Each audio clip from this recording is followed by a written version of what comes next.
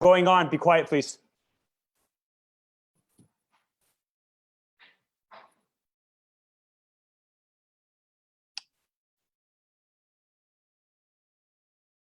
Good evening, everybody. As chair of the Canadian Baseball Hall of Fame and Museum, I would like to welcome you here to our first edition of Talkin Baseball. For all the Jays fans out there, I hope you caught the start time for the event, 7:07. At the Hall of Fame, we're dedicated to telling the stories of Canadian baseball and celebrating our great game, both at the museum in St. Mary's and across the country at many special events. Our annual induction ceremonies regularly attract more than 1,000 people at the Hall, at which we honor the greats of the game, be it players, coaches, umpires, builders, broadcasters, and writers. Unfortunately, like many other events this past year, our ceremony has been postponed, but we hope to honor our great 2020 greats, Justin Morneau, Dwayne Ward, John Olerud, and Jacques Doucette next summer in St. Mary's. For those who live too far for a personal visit to the Hall, we encourage you to follow our work on our website and on our social media channels. And we would love to hear from all of you. What's your favorite Canadian baseball moment? What stories would you like to hear about the game and its roots in Canada? Who knows, you may see it profiled on our website at some point in the future. For this event, we're thrilled to have two special guests, a true insider and a super fan. Best known as radio play-by-play announcer for the Blue Jays, our first guest was also the host of a Jays-themed radio program called Blue Jays Talk on Fan 590 for many years. Always up for a healthy debate about the Jays and more, please welcome Mike Wilner. Our second guest is unsung and understated, but a first-class musician and bass player for the great band, the Arkells, and a baseball superfan, and a must-follow on Twitter as well. Please welcome Nick Dika. Thanks for everybody for joining us. Mike, Nick, I throw it to you to get it started. Mike, go ahead. Thank you, Jeremy. And thank you to the Canadian Baseball Hall of Fame and Museum for doing this, putting this together. Talkin Baseball, hopefully is the beginning of a wonderful tradition that we'll be able to do many times in the future, and hopefully in person sooner rather than later. Thanks to everyone for joining us. It's super weird, and it's just part of a super weird year, but we're doing the best we can, and hopefully everybody out there is staying healthy and able to do things like this every once in a while to help remind us of where we're gonna get to. And we've got baseball, right? We got at least one game left, maybe two. Nick Dika of the Arkells is here. You and I, Nick, are gonna entertain the masses for the next hour, along with your buddy behind you right there, although I'm not sure if Joey consented to be with us or not tonight. Yeah, you know, it's not too often that you get top billing over an MVP, but I'll take it for today. Yeah, Joey, he did mention he's going to have to pop out shortly, but he wanted to come on and say hello because obviously somebody who's a big face of Canadian baseball, he decided to pop in. So yeah. It's good to see Joey. It really is. It always is. And you know what? He's part of the debate, right? Because, you know, we've got Fergie Jenkins right here, the greatest Canadian pitcher of all time. Larry Walker, probably the greatest Canadian position player of all time. I don't know, take the probably out. Joey Votto, when he's all done, is very close to being right there. Yeah, he's definitely got a chance to I think knock Walker off that mantle, depending on how much longer he plays and at what level. But he's making it really close. That's for sure. This isn't where we planned to go first, but because Joey Votto was in the picture, you know, look, it's interesting because it's offense versus defense. It's 5 tools versus 1 or 2 tools. It's a lot of things. That depends on how you weigh greatness in a baseball player. Joey Votto is the current active leader, or at least he was going into 2020. And I don't think this season was long enough for this to change. But Joey Votto, the current active leader in the major leagues in on-base percentage, which means for his career, he is the toughest guy in baseball to get out. That's huge. Larry Walker was a Gold Glove outfielder, had arguably the best arm in the league when he played. He was a terrific base runner and a base stealer, and a great hitter as well. He did a lot of things that really aren't in Joey's repertoire. But how do you balance that stuff? For me, I think they're both amazing, and luckily, we don't have to. There doesn't have to be one guy that's just great. You can have lots of amazing players. But I think what's like so interesting about Votto is he was kind of the poster child for on base percentage. As over the course of his career, on base percentage became, I guess, more widely talked about and discussed. Because when he started his career, being the hardest guy to get out wasn't necessarily as valued as it is today. And it's been really interesting to see that conversation change around him. And, he would do things that early on, I think he got a lot of, or at least some flack for by some people in the media. Not you, obviously, Mike, but yeah, a lot of people felt that, he was walking too much or not being aggressive. And he always stayed true to his approach. And I think we've, come to learn now that it's 2020 that he was right to do it. And it's made him one of the best hitters of his generation. Yeah, I think so too. Look, when I started doing Jays Talk in 2002, I was explaining to people what on base percentage was and what that meant, and really started in Toronto anyway, that conversation about, pitcher wins really don't mean that much, and getting out really, or not getting out, is really important as a hitter. I remember, and we'll talk about the World Championships of the Blue Jays, but I remember back in the early 90s, people talking about Frank Thomas and saying, this guy walks too much. This is, he's got to be more aggressive. And I'm sitting there thinking, no, he's not getting out. There are guys behind him. Let him get on base. There's no such thing as clogging up the bases, and just not be out. We should mention, by the way, that we are going to have a special guest join us at the bottom of the hour, a current Blue Jay, and someone who, if you didn't fall in love with last year, you probably fell in love with this year. So we're very excited to have that little secret surprise coming up for you. So let's get back, Nick, to what we were supposed to be talking about, because you're here as the big time musician, the Arkells, wonderful Canadian band that everybody loves. What's the connection between you and baseball? Because I've always felt like every musician wants to be a professional athlete. Every professional athlete wants to be a musician. Yeah, I mean, my connection to baseball started like a lot of people my age. I'm 35, so I was growing up right when the Blue Jays were really good and ended up winning their first 2 World Series. So that was kind of my connection, or how I kind of fell in love with baseball. I mean, it helps that baseball's a game when you play it, all you really need is a glove. It's not super expensive to get into like hockey or football. So, I was able to play when I was a kid. And yeah, I just kind of, my love grew from there. The first players that I was really excited about were guys on those 92, 93 teams like Joe Carter and Robbie Alomar. I really loved Pat Henkin. And I just kind of always stuck with it. I wasn't one of those guys who fell off after the strike or anything like that. It's just always been a pleasure to watch games and follow the Jays and the league in general. It's interesting because you're a lot of people say that the formative sports years are like 10 from when you're 10 to 12. Yeah. And when you were 10 to 12, the Jays were not good at all. No, but I was hooked right? already. Yeah. And to answer your all musicians want to be athletes and vice versa, I would like to set the record straight. I do not want to be an athlete. That is way too much exercise. You don't get to eat anything fun. And I'm gonna ask our special guest about that. But as much as I love playing, the thought of not being able to eat pizza more than once a year terrifies me.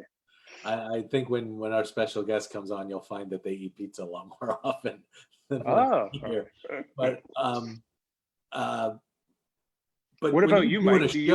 When you're up on a stage doing a show, you're moving around, you're sweating buckets, you're playing for a couple hours. You're getting some serious exercise going on up there, no?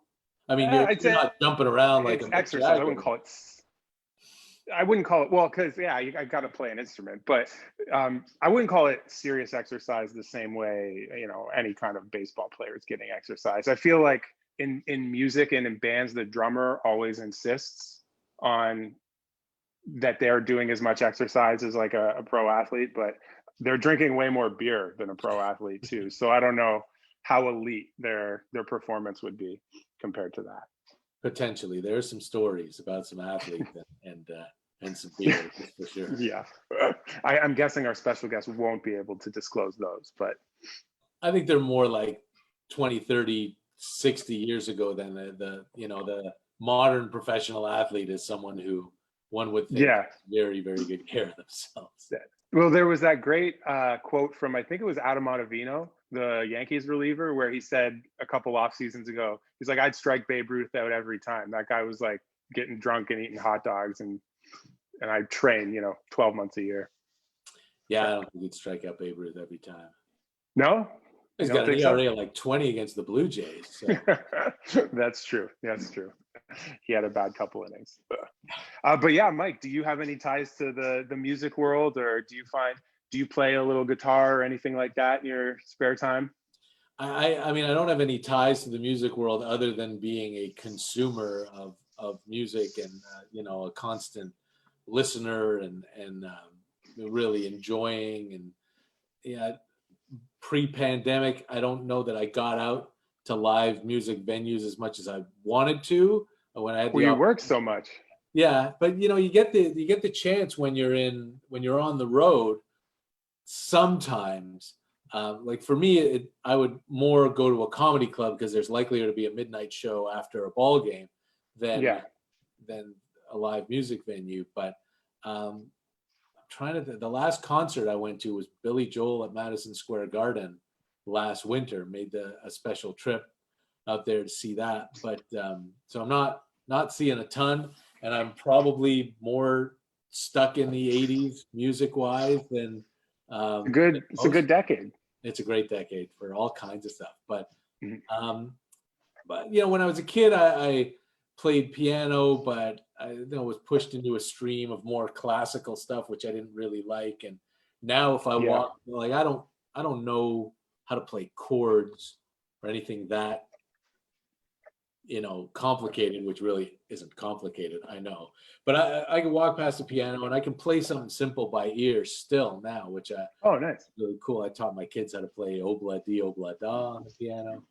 So that's the extent. I mean, for my musicality is that I listen and enjoy and can do those sporkles of find all the lyrics to. Well, you know what? It's funny you mentioned like seeing comedy shows on the road, and it kind of made me think. I think our lives, like you working in baseball and me in music, they're probably quite similar in terms of touring is very akin to you going on the road to call games. I mean, you guys are obviously there for, usually 3-game, 4-game series, as we're usually there for one night or two. But it seems like you just telling that story, like just brought me back to me, walking around Cleveland after we played, looking for a place to eat at 11 p.m. and something like that. Yeah, very similar lifestyles, I think, in that sense. Yeah, that's very definitely our deal. And it's funny because people think you do all this traveling and you're spending all this time in all these places. It's really go to work, go to bed, get up, spend 2 or 3 hours, and then go to work. Exactly.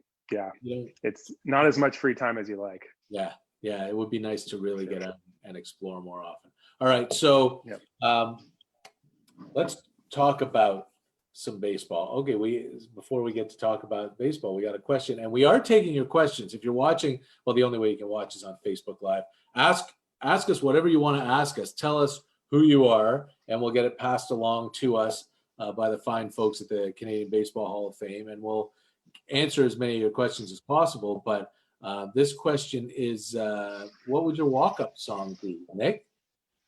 I think, I'd want to get something that would like kind of pump me up. So probably some rap. I'm going to go with Blue Suede by Vince Staples. I don't know if you know him. He's a rapper from California. So that's my vote. Something like, just to get you really amped up.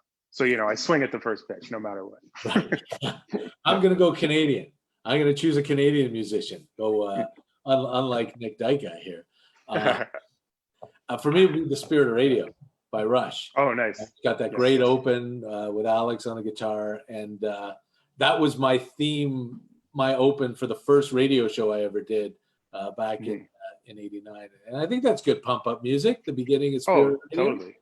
Yeah, definitely. Yeah, very nice. All right. So as some of you may or may not know, there was a nationwide survey done by the Canadian Baseball Hall of Fame this summer, where a whole bunch of questions were asked, and trying to figure out what Canadians thought about baseball and how we watched and listened to and interacted with baseball and all that stuff. And people were asked what their favorite Canadian baseball moment of all time was.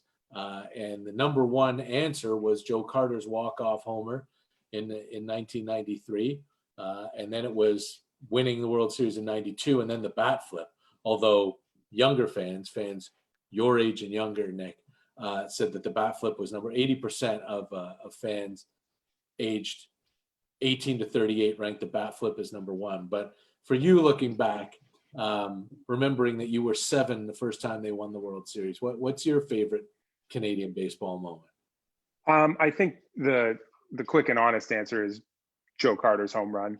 I mean, that's just such an iconic, memorable moment and the stakes, you can't get higher stakes than that either. So I would say that, but I understand why so many people do identify with the bat flip, especially if you look at baseball as a whole in the last 5 years. Kind of feels like the bat flip was a little bit of a watershed moment for not just Canadian baseball, but baseball in general, to kind of usher in a more kind of like passionate, demonstrative way of playing the game. And, that moment connected with so many people because I think it was like just like a pure bit of emotion. And now we see those kinds of moments way more than we used to before Jose Bautista did that. And so I get why that's such an important moment too. But you can't beat Carter.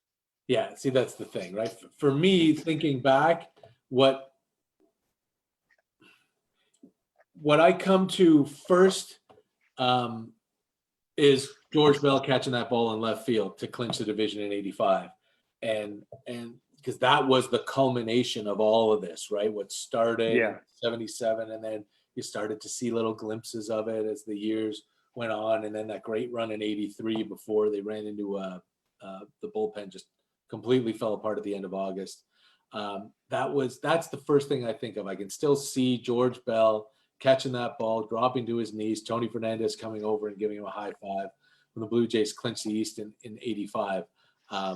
Obviously, the bat flip was just so huge because it was the culmination of the wildest inning in the history of Major League Baseball. And all the things that happened in those 44 minutes can never happen again in the same way in an elimination game with, and to culminate the way it did was just, you could feel like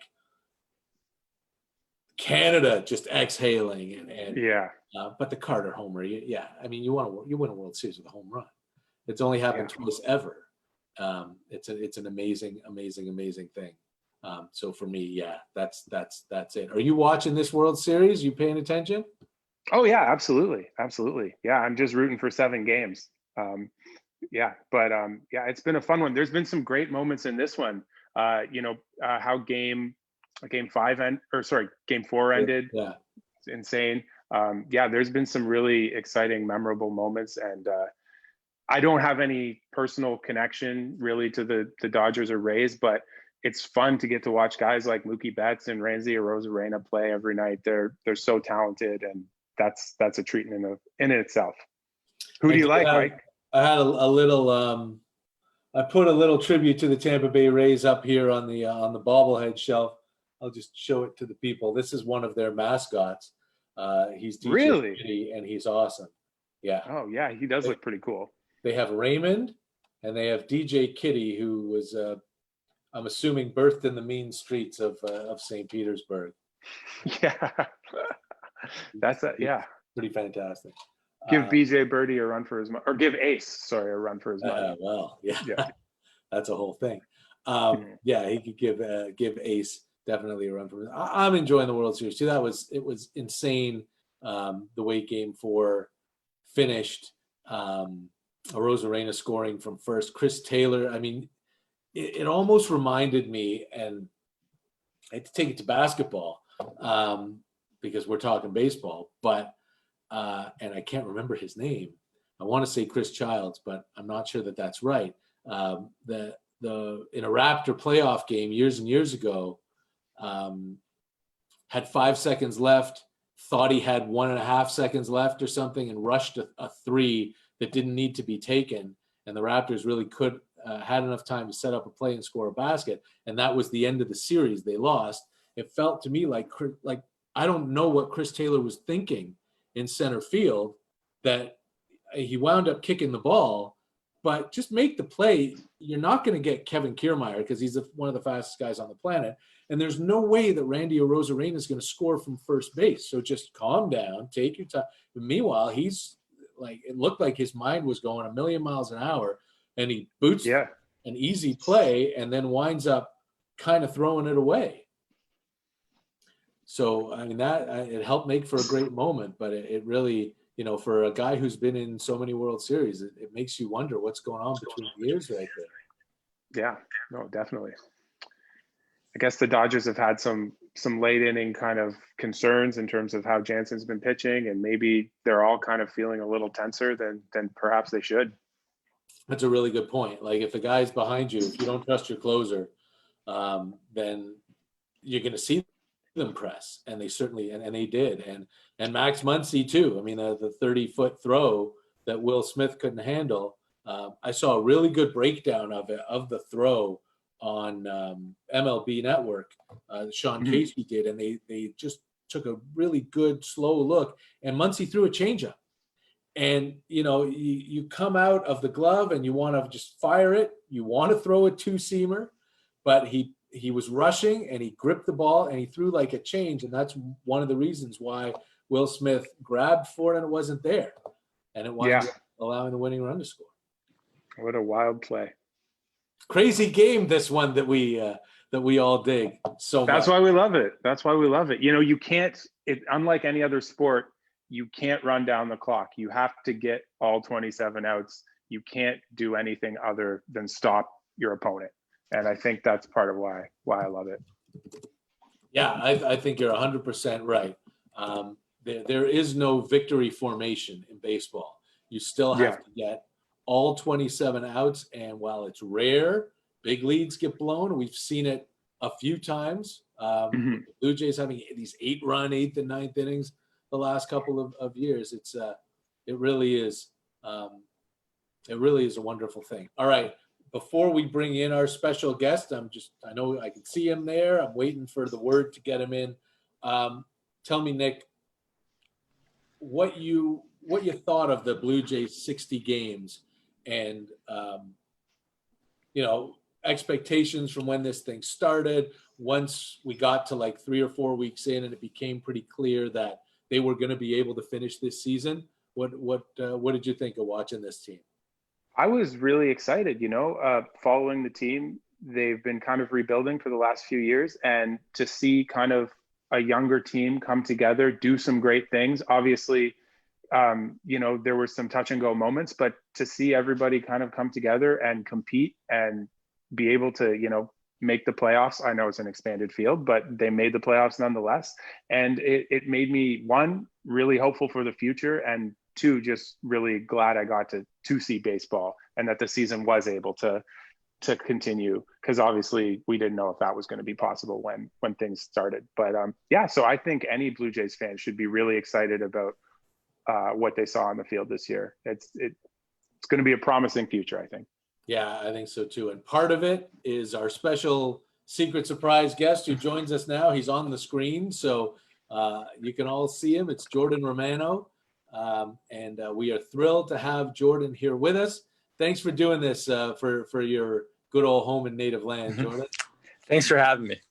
It is, believe me, it is our pleasure. And as much as we talk about the young Blue Jays and what a great job they did. You were a part of it from the beginning as long as you could until your finger exploded. And, you know, they would have been able to, you would have been back had the Jays managed to beat the Rays. But take us back to, well, let's go with opening day, because you found out 6 hours before, and I don't even know what it was like in the room, that you were actually going to have a home ballpark. We didn't know even right up to opening day. When you left Toronto, you had no idea where you were going back to. So you find that out. It's this weird craziness playing in an empty stadium, which, I mean, the Trop, but still playing in an empty stadium. And you go out there and you're the winning pitcher on opening day for the Blue Jays against a team that may be about to win the World Series. Can you take us through what that time was like? Yeah, so opening day, we managed to get the win, and, I was the pitcher on record. So really special day, even having an opening day that season, because, spring training canceled, and then we had that time off, and the cases were rising. We didn't think we were even going to play. So being able to pull all that off and actually have an opening day to, of a 2020 season, it was a pretty cool and special night. And for you, I mean, it looked that day. So obviously no pitchers were stretched out yet, and it kind of showed the whole season that no pitchers got stretched out. But after Ryu was done, it looked like Charlie Montoya wanted an inning out of 4 different guys, and he needed to squeeze in an extra out from somebody. If memory serves, you got 4 outs, or you faced 6 guys, and you wound up the pitcher of record. But when you're down there in that bullpen, and it's going to be me, it's going to be Bass, it's going to be Dolis, it's going to be Ken Giles, what are you guys all sitting there thinking as you watch the beginning of the game? You know what? We're just we're all down there, and when you have a good idea you're going to be throwing, you're just kind of watching the game. So when it's your turn to come in, you're kind of knowing if they're going to pinch hit, where we are in the lineup. So we're all just kind of staying active, reading the hitter's swings and stuff like that. So we're all pretty engaged down there, just kind of waiting for our spot to go in. Engaged and active, by the way, it has a different meaning for most pitchers in the bullpen than it does for Jordan Romano. We, as part of the radio broadcast this year, not being there, we had this crazy weird setup with a whole bunch of different monitors, but we had dedicated bullpen cameras for the entire game, every game. So we could see all you guys down there all the time. And I mean, you're getting up in the 3rd inning, walking around, you're hopping up on a mound without a ball in the 4th and 5th. And you deked us so many times into thinking that you were starting to warm up. You go through a different process, it looks like, to keep yourself warm and ready than just sitting around in the bullpen waiting until the phone rings. Yeah, so when I'm up and I'm active, probably going to throw. I have a tough time, sitting down for a long time. So I'm always up, like you said. I'll always get on the mound and do some dry work. And when it hits about the 5th inning, I don't really want to talk to anyone. I just focusing on the game. So I get pretty intense down there. And Jordan, because this was such a different season, was there different things you had to do to prepare either during the game or in between games? Because again, the schedule was more condensed, training wise or anything like that was different from, your other seasons as a major league pitcher. Yeah. So, this year being so short, you were going to get used, I think, a little bit more. They were going to bullpen guys more often. So I think this year it was kind of trying to stay locked in every single game, because you're probably, you might be in there, maybe not. And really staying locked in because there's no fans as well. So that's a big aspect. I like to use the crowd as kind of adrenaline, it gives you a little boost. But here there wasn't any crowd. So you really had to stay mentally locked in, because your mind can drift with no fans. Right. Interesting. That's cool. So it's just like a normal game at the Trop, basically. Now, I don't know.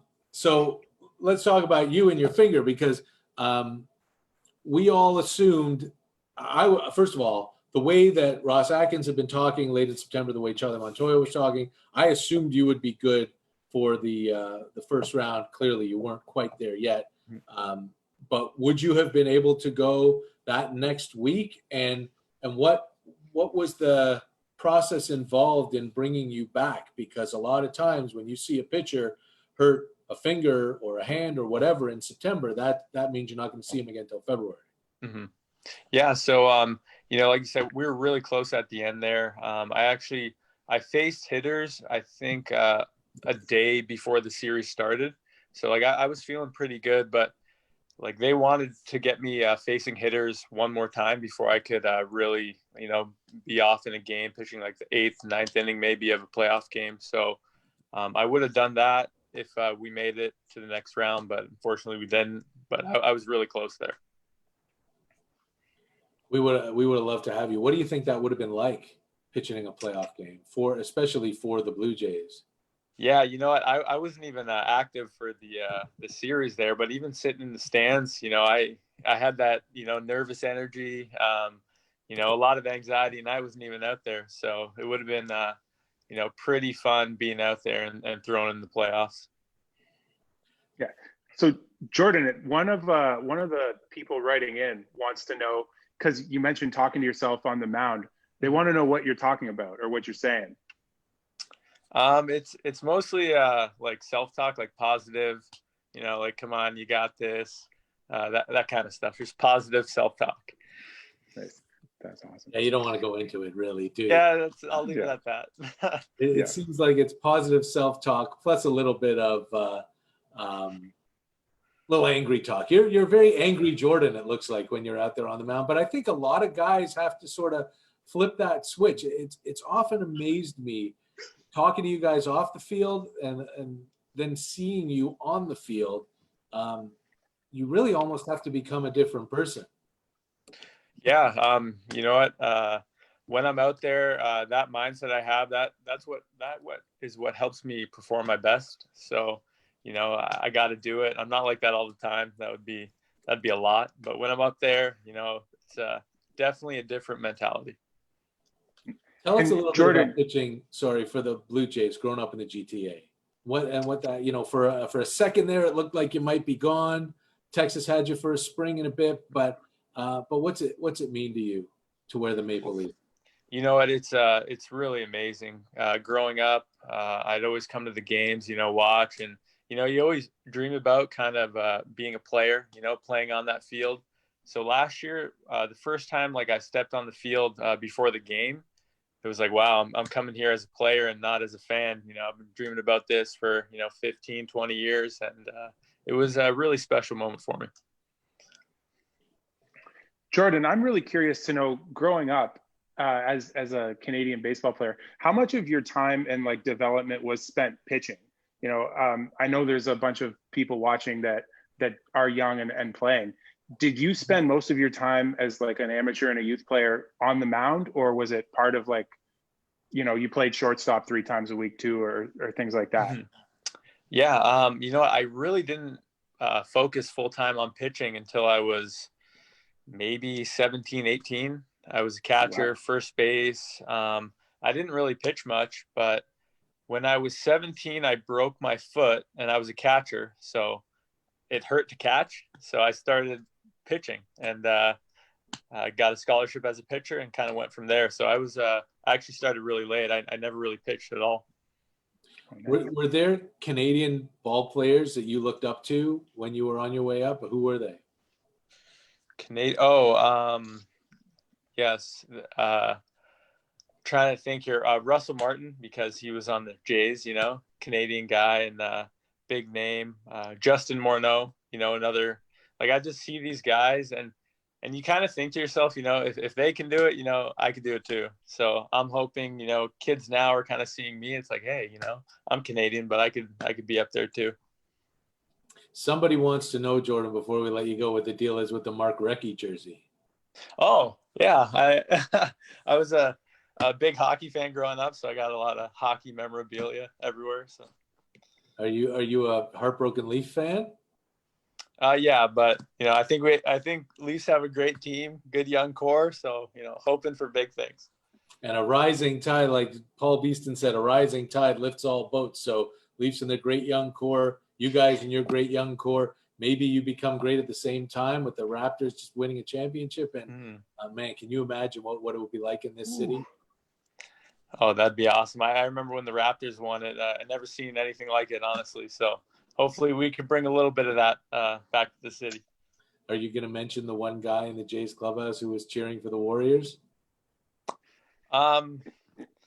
No, we can't. I'm not gonna spill any secrets. All right, I was there and I saw it, but I will keep it silent too.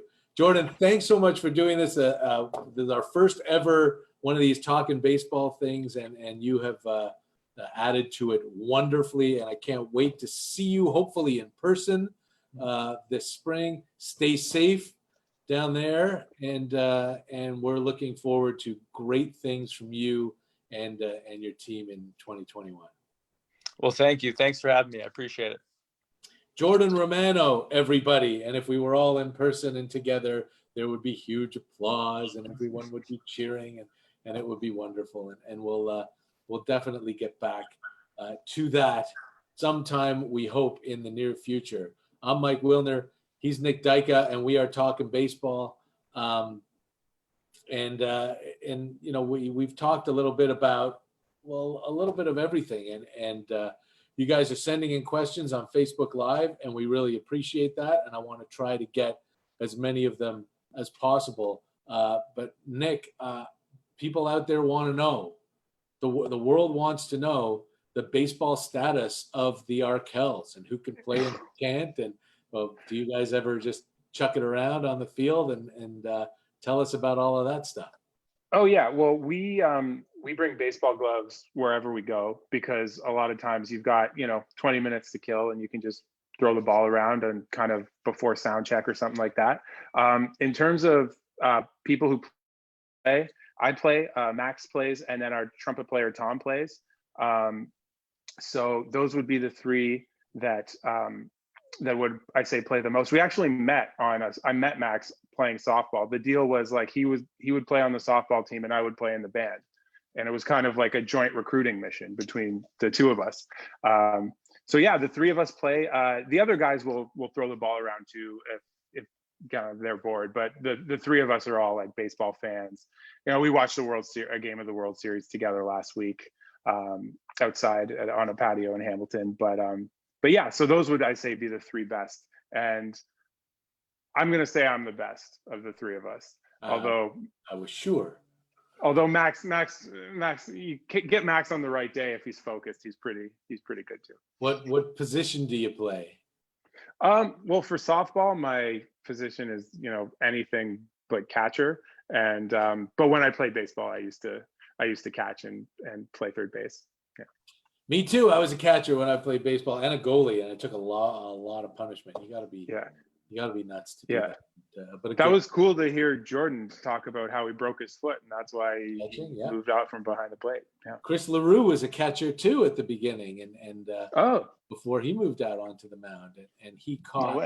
I wish I could remember the story telling me who I think it might have been Philippe Aumont that he caught, and then they got to talk a little bit when Philippe was very close to making the Blue Jays. Favorite baseball city outside of Toronto? You go first so I can think.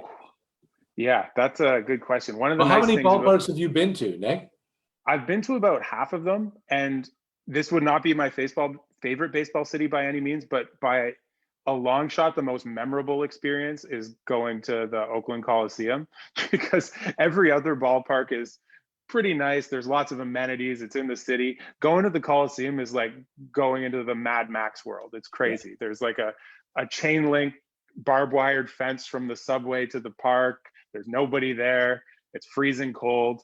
That would be my most memorable. But in terms of favorite baseball city, I feel like you got to say something like Chicago, just because you've got Wrigley Field. It's such a beautiful historic park. It's in it's like just dropped in the middle of a neighborhood, unlike a lot of parks that are just kind of in downtown sports complexes or condo cities. So I'd say Chicago would be my favorite outside Toronto. How about you? Wrigley is still on my list. I've never been. There are 3 ballparks I've never been to, and Wrigley's one of them. What are the other 2? Nationals Park, which we were supposed to go to this year, This year? and Great American Ballpark in Cincinnati. I've been outside it, but I've never been in it. But yeah, Chicago's a very cool city. I really have enjoyed the couple of trips that I've made to Chicago. Oakland, I have to say, first of all, Oakland, you describe it perfectly, and it is legit dangerous. If you go to a ballpark in Oakland while they're still there, do not go alone and get out of there as soon as the game is over. Make sure you're with the crowd on the way to the BART to get you back to San Francisco, because we're absolutely staying in San Francisco if you go to a game in Oakland. But Oakland, behind the scenes, the only major league clubhouse where the floor is squishy, the only one, and it's not fun. Is that a football thing or something? I think it's a plumbing thing, to be honest. Oh, jeez. Oh, no. It's not a great place to be in Oakland. And the elevator's unreliable, and there are no stairs, and sometimes you get stuck and whatever. Not a good place. Love the people. The people are wonderful. Ballpark's terrible. For me, I love Boston. It's a nice walk from our hotel to the ballpark. I've got family there, so that's cool. Chicago's awesome. New York City is fantastic. I really like Denver. We went there last year when the Jays played the Rockies, and I had never been there before. And the ballpark is incredible. And if you walk up close to the top, I think it's like 6 or 7 rows down from the top, there is a purple row that rings all across the stadium, and that's like 1 mile exactly above sea level, which is really cool. The ballpark's gorgeous. The city is gorgeous. You can see the Rockies from the park. That made a really, really big impression on me, and I want to get back there. I think probably every 6 years they go somewhere, but that's going to be fun. Do you look forward, Mike, to the interleague schedule? Because they are newer parks. Like, you're probably like, I've been to Camden Yards 8 billion times kind of thing. Like, yeah. And it's lovely. Camden Yards is lovely. I don't think it's, I'm not as in love with it as a lot of other people are, but I absolutely look forward to that interleague schedule every year, just to see where we're going to go, see if I finally get to Wrigley and, something like that. What National League cities, if we get to make an extra trip to LA, which is always a lot of fun. That would be that's a lot of fun. And I'm also sort of, we talk about changes to the game a little bit, looking forward to the potential for radical realignment, because, I think in the next 5 or 10 years, 10 at the most, and it might even come faster now because of COVID, because these Major League Baseball owners are going to want some expansion fees real quick. So I think they're going to add 2 teams, and I think they're going to realign to 8 divisions of 4, and it'll be a little more geographic, and we'll get to go to a lot more places over the course of a year. What do you think of that notion of maybe getting the Jays away from the Red Sox and Yankees, even though the Red Sox are in a bit of a down trend now? I don't think you get them away from the Rays if Tampa Bay is going to be playing some in Montreal. But what do you think about the potential for just 8 divisions of 4? I mean, like you said, if you can get us away from the Yankees or Red Sox, I do think that's definitely going to be beneficial to the Jays and their chances. I remember, following the team kind of in the years where like Halladay and Burnett were on the team. Wasn't there a year they won like 87, 88 games or something, and they didn't even sniff the playoffs? Yeah, I think they won 88 games in 2006 and finished 15 games out. That's because you're in the division with the Yankees and Red Sox. So I think anything to get them away from that is going to mean more meaningful ball games for the Jays. So I'm all for it personally. Yeah. I honestly think that the biggest mistake that the Blue Jays made in when realignment happened in the early 90s was fighting to stay in the East and stay with the Yankees and Red Sox. And yes, it made for some great competition and for good teams for the Blue Jays to measure themselves against, but it destroyed the rivalry with Detroit. had the Blue Jays been in the AL Central from 1995 to 2015, there would have been probably 8 playoff teams, if not more, as opposed to 0, even though we wouldn't have gotten to see the Yankees and Red Sox so much. Yeah, exactly. All right, here's a question about the universal DH. And the latest word, thank you, Todd Roberts, for asking. The latest word is that the DH will be back in the National League next year. And then the collective bargaining agreement comes up, and then I think they'll put the universal DH in. But what do you think, Nick? Universal DH or pitchers hitting, or 2 different sets of rules for 2 different leagues? I don't mind a universal DH. I know that there's some traditionalists who like pitchers hitting, but even to me, even what is it? Madison Bumgarner has like a career OPS of like, what, it's like 680, or it's not good. Like I would suggest it's below 500. Yeah, it might. It's, my point is it's not good. Right. Yeah, whatever it is. Yeah, so I'm all for letting a position player take the DH spot. And I mean, there was a long time where there was a DH in no league, and nobody's complaining about it in the American League now. I imagine the same thing will happen. We'll just get really used to it. And I think that opens the door for really exciting players. Like, I love watching Shohei Ohtani, and anything that can kind of accommodate getting amazing athletes like that into the games more often, I'm all for too. Yeah, I derive no pleasure from watching a guy who has absolutely no chance just going up there and, you flipping out if he gets a hit. When he does it once every 20 times, he comes to play. They might as well just let us hit then. Yeah. Like, yeah.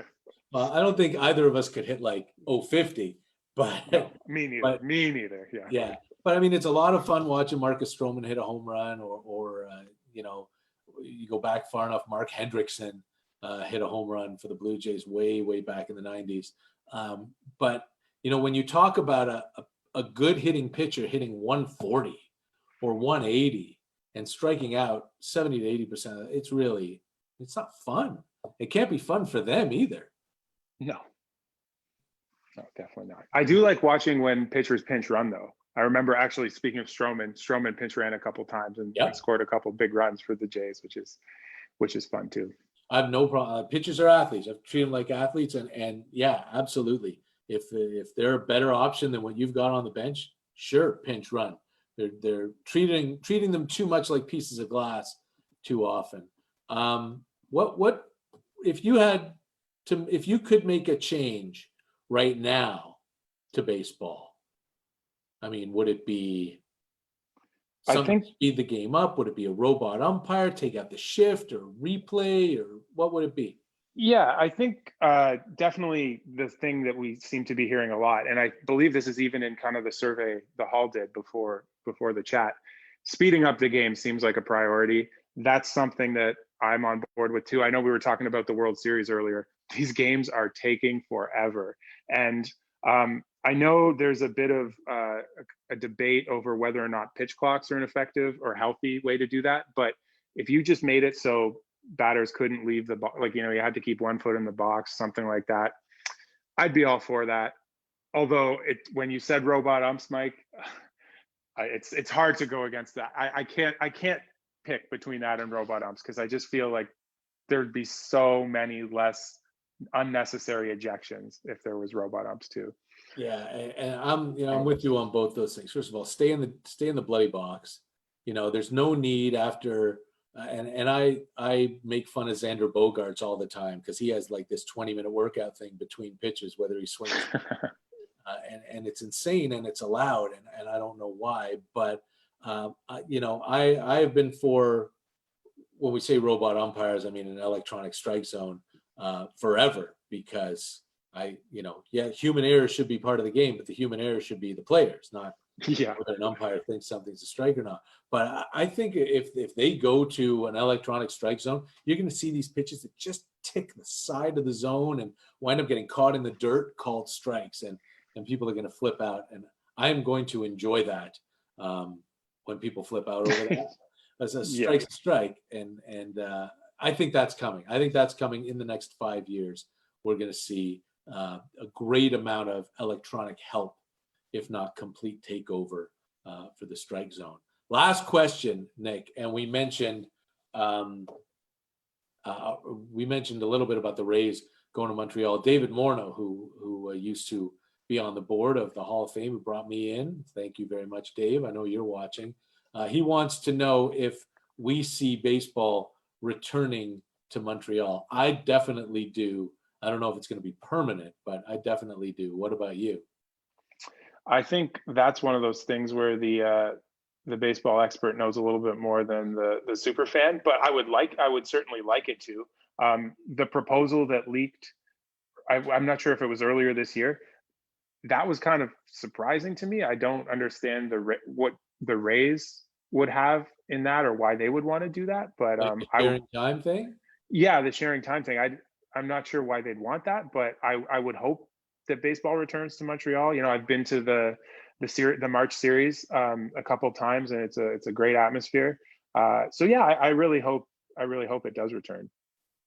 I think it will. I think that, you know, the Rays, they're not drawing anybody, and they want a new ballpark, and they want an outdoor stadium in Tampa. And I think that this split sort of thing would help them if they build like a 28,000 seat stadium to only use when the weather's nice there, right? In April, May, half of June, then you're staying out of the time where it's 35 degrees and crazy humid and raining all the time, and you're staying out of hurricane season in September. And you could do the same thing in Montreal. You build an outdoor stadium downtown, 28,000 seats or something, and you're in Florida in April, May, and half of June, so you only come to Montreal when it gets nice. The issue for me would be the fact that all the playoff games would be in Montreal. And I don't know how well the people in Tampa, how that would sit well with them. But yeah, half a team's better than no team, right? No, for sure. Yeah. I mean, I think thinking about creative solutions like that, especially now in this kind of like post-COVID world, they might be more viable than they were 10 years ago. And, you know, I'd be so happy for the people in Montreal if they could get even a part-time team. Yeah, I think so very much too. All right, last question. We're told, did we like the playoff format this year? 16 teams in, top 2 teams in every division, plus the next 2 best teams in every league, and a best 2 out of 3 in the first round. I'll say this, Nick. I thought for sure in that 2 out of 3 round, there'd be upset after upset. I can't believe that the number 1 seeds wound up in the World Series. I know. I was really surprised too. I thought we were definitely going to see one of the Central teams kind of sneak in somewhere. But yeah, it's an interesting format. I think I like the idea of expanded playoffs. I think my first choice would be to actually take the wild card game and make that into a 5-game series, as opposed to having 16 teams. But I do like the idea in general of having more playoff baseball. But I think, yeah, keeping it as the 3 division winners and the 2 wild cards is probably my preference, and just expanding the series length. How about you? I had this idea years ago that, you know, you have the 3 division winners and then the next 4 best teams. 7 plays 6, 1 game, winner plays 5, winner plays 4. Winner of that goes into the playoffs with the first place teams. I don't think that's terribly viable, but I do think we are going to we're going to see expanded playoffs stick around. I like it as long as it doesn't devalue the regular season too much. I don't think we're going to see 16 teams, but I think we'll see 14 starting next year. I just don't like a long wild card series because you don't want the teams that finished higher sitting too much, because that can really take the right out of your sail. Yeah. We're up against the clock. So thank you, Nick Dika, for doing this. This hour just flew by. Yeah, thanks so much. This was so fun. This is like, I know we can't go to bars right now, but this is like sitting in a bar and just having a chat about baseball, which was so much fun. Thanks so much for having me, guys. It's our pleasure to have you. Thank you to the Hall of Fame for letting us do this. Thank you to everybody watching on Facebook Live. We appreciate it so much. We'll do this more often, hopefully. And you can follow me on Twitter at Wilnerness590. You can follow Nick at Nick Dika on Twitter, the Hall of Fame at CDN Baseball HOF, I want to see, but Jeremy Diamond, who is the chairman of the board, will fill us in on that. Thanks, Jeremy, for having us. And once things get back to normal, everybody make sure you make it out to St. Mary's and check out the Canadian Baseball Hall of Fame. Thanks so much, Mike. And thanks, Nick. This is a fantastic discussion. Thanks to the audience for your participation. I was just, as we're looking through the chat, there were a lot more questions that we could get to. So we really appreciate that. And Mike, those bobbleheads were great because as you were chatting, you were moving and then they were moving. That's which right. I thought was really well planned. Full sensory experience. So thanks for that. I know we could have gone on longer, but thanks to Jordan Romano, our special guest, if he's still watching. Wonderful to have him on there, and I think we're on to something to get a couple of new special guests as we move forward. Just a quick couple of things about the hall. We're in the middle of a membership drive over the next little bit, so we'd love to count you as a member. We have different levels of membership, so jump on our website and check that out, baseballhalloffame.ca. We have our silent auction that's coming up and in advance of the holidays, so look for that in the next couple of weeks. And then, of course, as we've been talking about, induction weekend is always on Father's Day weekend. So next year, June 19th, 2021. Would love to have you come out and support the hall and our greats that we'll be honoring that day. And finally, if you want to take a road trip to the hall, you can still do that. Get in your car and come down. We're not open to the public, but we can make arrangements to have some special tours and book those in advance. So let us know when you want to pop in. As Mike was saying, give us a shout out on and a follow on Twitter and on Instagram. And we look forward to welcoming you in person or digitally in the month to come. So, and just one last thing to the biggest Jays fan that I know who is watching, my Aunt Sherry, happy birthday today. Hope this was fun birthday present for you. Thank you all. Good night and have a great rest of the winter, and we'll see you again soon.